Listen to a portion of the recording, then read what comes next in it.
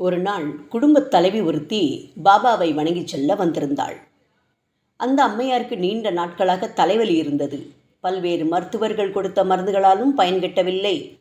கடைசியாக ஷீரடி சாய்பாபாவையே புகழடைந்தாள்.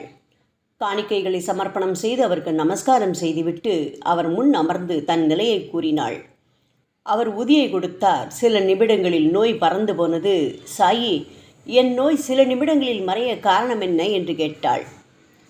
அதற்கு சாய்பாபா, நீ என் பக்தை, நீ உன் சிறிய வயது முதல் எனக்கு திருப்தியாக ஆகாரங்களை அன்புடன் சமர்ப்பணம் செய்கின்றாயே, இதை நான் கவனித்துத்தானே வருகிறேன் என்று கூறினார். அந்த அம்மையாருக்கு அவருடைய வார்த்தைகளை கேட்டு ஆச்சரியமடைந்து, பாபா, இன்று இப்பொழுதுதான் முதல் முறையாக உங்களின் புனித தரிசனத்தை பெற்றேன். அப்படி இருக்கும் பொழுது நான் எவ்வாறு ஆகாரம் அளித்திருக்க முடியும் என்று கேட்டாள்.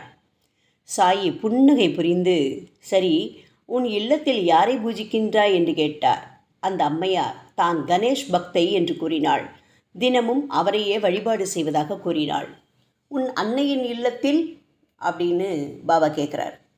அங்கு என் நினைவு வந்த நாள் முதல் மலர்கள், கனிகள், தின்பண்டங்களையும் சமர்ப்பணம் செய்து வழிபாடு செய்வது வழக்கம். இதுவே என் பழக்கம். இதில் காட்டுவதில்லை தயக்கம் என்று கூறினாள். குழந்தாய், உன்னை எனக்கு தெரியும். ஆனால் நீதான் என்னை அறியவில்லை. நீ குழந்தை பருவம் முதல் கொடுத்த அனைத்தையும் பெற்றவன் நான் என்று பாபா கூறினார். அந்த பெண்மணி விந்தையாக தரிசனம் செய்து நமஸ்காரம் செய்து நிமிர்ந்த பார்த்தபோது அங்கு அவள் கண்களில் ஒரு ஆச்சரியம் காத்திருந்தது.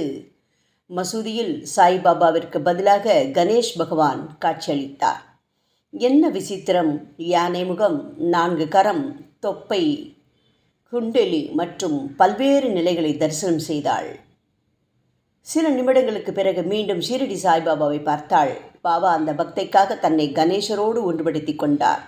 சத்தியமும் பக்தியும் நம்பிக்கையோடு கொண்டு மனதார சமர்ப்பணம் செய்யும் உணவு பண்டங்களும் பூஜைகளும் முறைப்படி பாபாவை போய் சேரும் என்பதையும், ஞானிகள், குருமார்கள், உயிரினங்கள், சிலைகள், தாவரங்கள் என்றும் எங்கும் பரவியிருக்கிறார் பாபா என்ற பரம்பொருள் என்பதையும் இந்த அதிசய நிகழ்ச்சி விளக்குகிறது.